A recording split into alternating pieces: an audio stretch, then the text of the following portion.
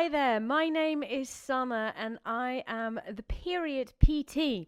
I am a certified personal trainer in West London, United Kingdom, and I'm here today to talk to you a little bit about exercise and your menstrual cycle. We need to realize that if you are menstruating, if you have a menstrual cycle, your workouts have an effect on you in every different stage of that cycle. What am I going to talk about in this video? I am going to briefly touch upon the 4 phases of the menstrual cycle and what hormones are doing in your body at that point.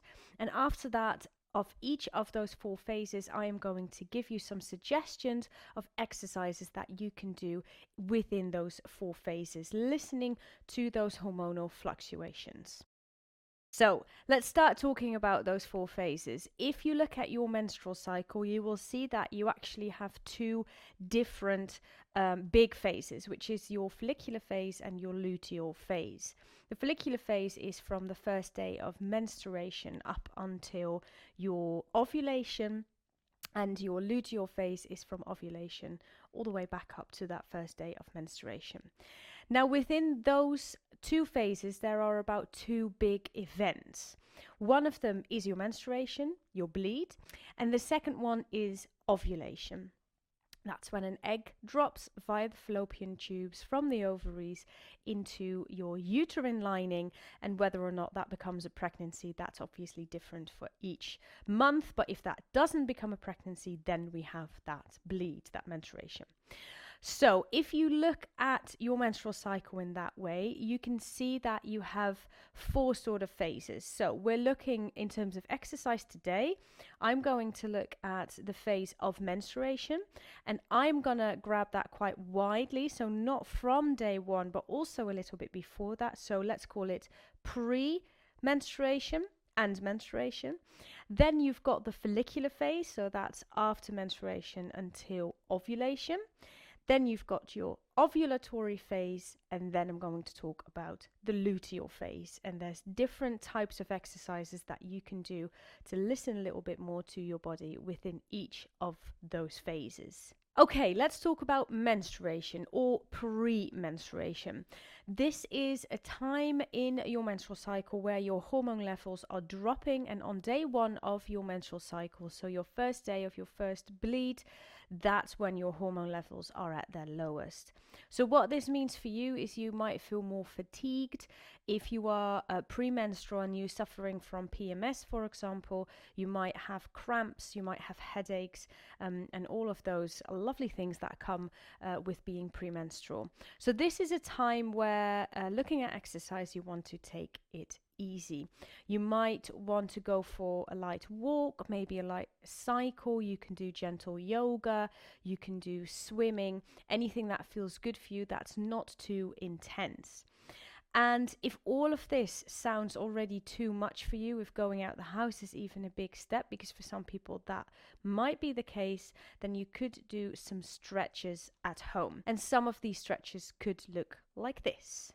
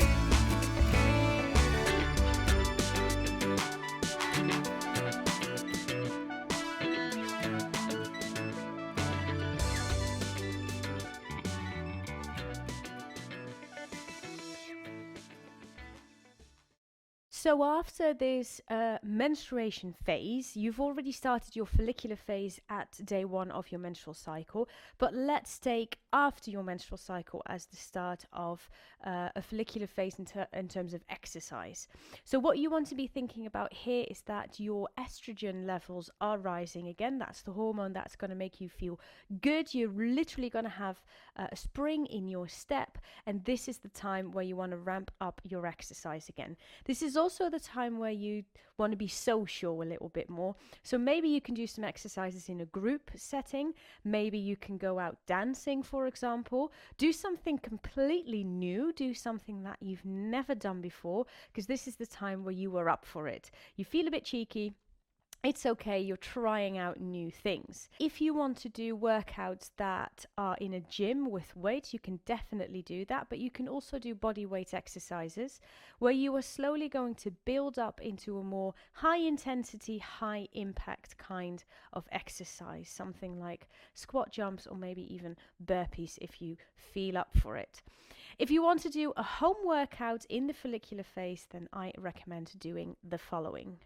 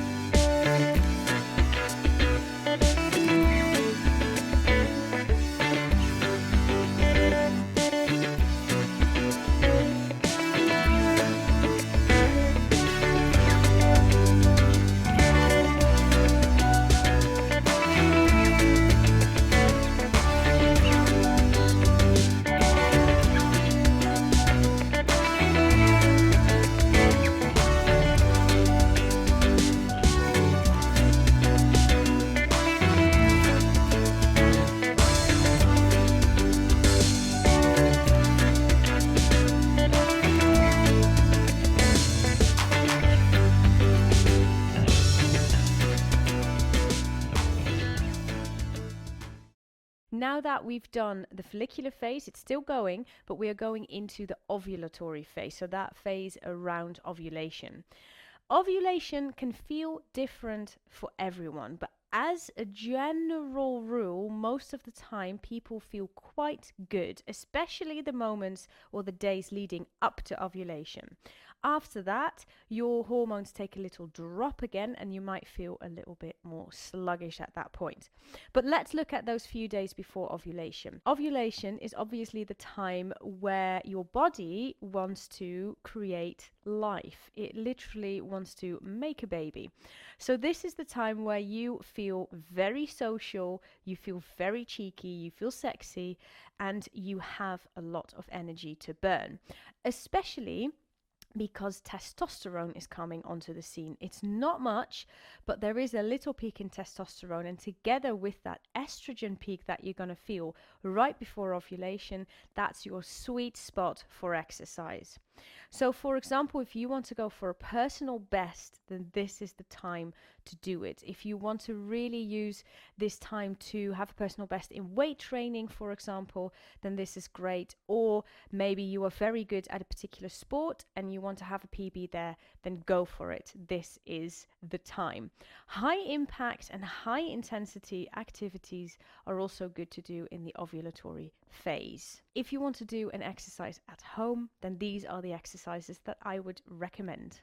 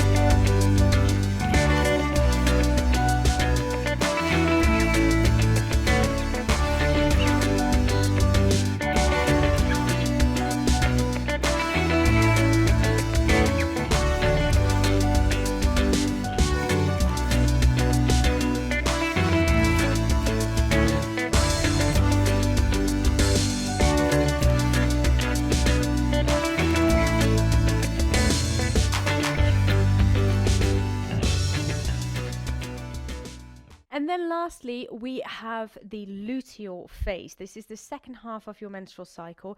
And I like to look at the luteal phase in two different parts.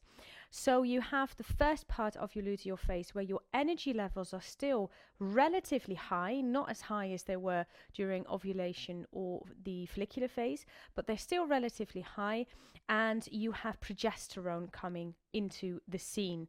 This hormone will make you want to do strength training. So take it easy. Don't go to too many high impact exercises or too many high intensity exercises, but grab those weights. Strength training is great to do for you anyway. It builds up confidence. It's good for your mental health.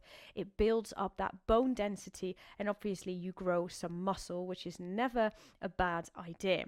So if you are able to, try to go to the gym and use some weights, but you can definitely do body weight exercises at home as well. That's also strength training. After that progesterone peak, all of your hormone levels are starting to drop again, and that's when we go back to that pre-menstrual phase, and you might have some PMS, and then eventually going into the menstrual phase again, and then it all starts again from the top. But before we get there, you want to do some luteal phase exercises, and if you have weight at home, you can even do these exercises without weight. I would recommend the following.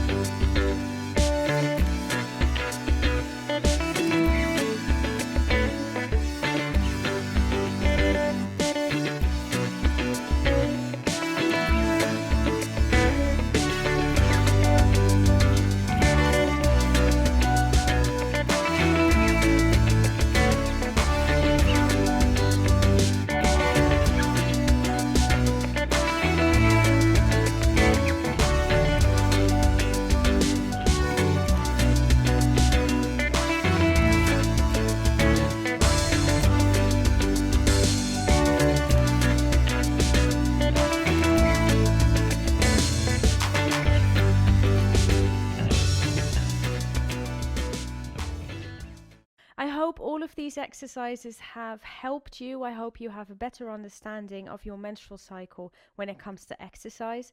And the last thing that I want to give to you is that rest is also an option. You need to make sure that your body recovers from menstruating, from the stresses of daily life, and you need to be kind to yourself on some days as well.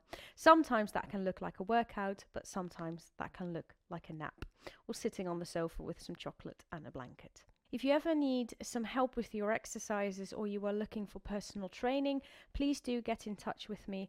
I also work with an online training program where you get weekly pre-recorded and live workouts, all tailored to the menstrual cycle, and you can choose in what phase of your cycle you are, so you can choose what workouts you will be doing that week.